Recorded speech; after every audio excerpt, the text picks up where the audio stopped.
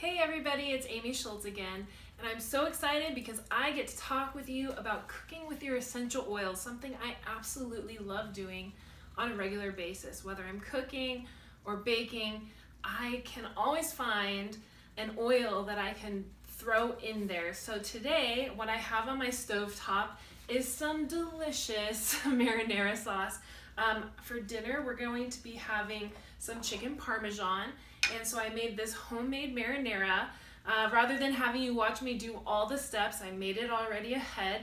What I did was I roasted several sliced tomatoes, some onions, as well as some garlic. I roasted it for like an hour, and then I put it in the blender. So that's where we're at right now, and so it's smelling amazing already just with the garlic and the onions in there.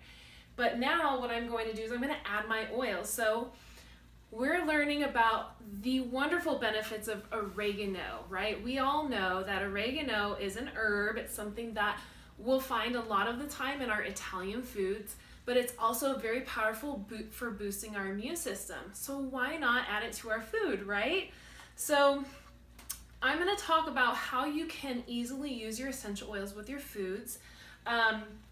One thing that's really important to remember is that when you're cooking with your essential oils, some of the essential oils are going to be more potent than others. So for example, oregano is a very hot oil. It's also very, very strong. While basil is yummy, it's fresh, it's not as hot, it's not very hot, and it's also not nearly as potent. And sometimes you just have to play with it and figure out what your taste buds respond to and appreciate.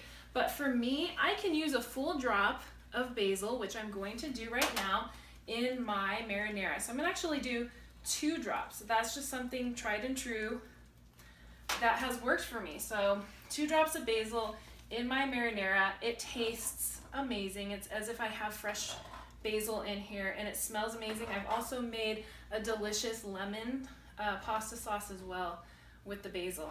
Oh, I smell it already. It's just, it's amazing.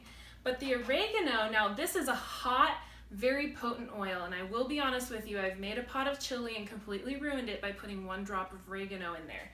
So I have my handy dandy toothpicks here, and this is actually very common with some of our essential oils that we might want to do, is use the toothpick. It's the toothpick method to get a tiny amount of the essential oil into our marinara versus a whole drop because it's very strong.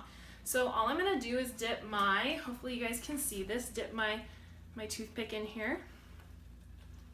Okay, and it's wet, you know, it's not necessarily getting in here. You can take the lid off and dip it as well, but it's getting wet and you can smell it. And all I'm gonna do is drag it through my marinara.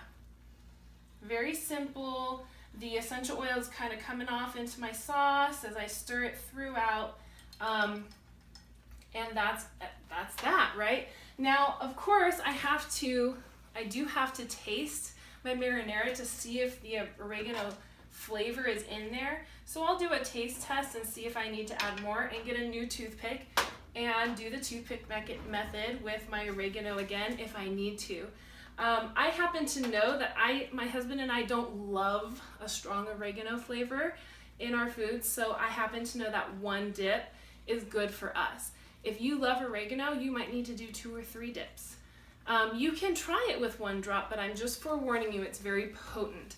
And this is going to be very delicious. I have in the oven some chicken, it's breaded, and we're going to have pasta with it, and we're just gonna serve it with the marinara over the top. It's going to be amazing. So I hope you guys will give it a try. The doTERRA blog actually does have quite a few recipes using the essential oils in our foods. So there's a recipe using oregano in a bread dipping sauce, an Italian sauce, in salad dressings, things like that. So be sure to check that out. I also love to bake with my essential oils.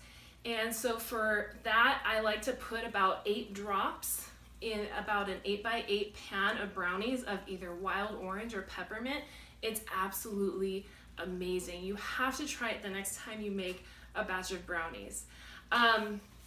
Now when you're cooking with your oils, just one last little tidbit if you're making a sauce, or if you're making, you're gonna pour it over some type of condiment, what I like to do is when I'm measuring out 1 drop of, say, basil or cilantro, what I'll do is I'll take a teaspoon of olive oil and I'll put a drop of my essential oil in there. There's 2 reasons I do this.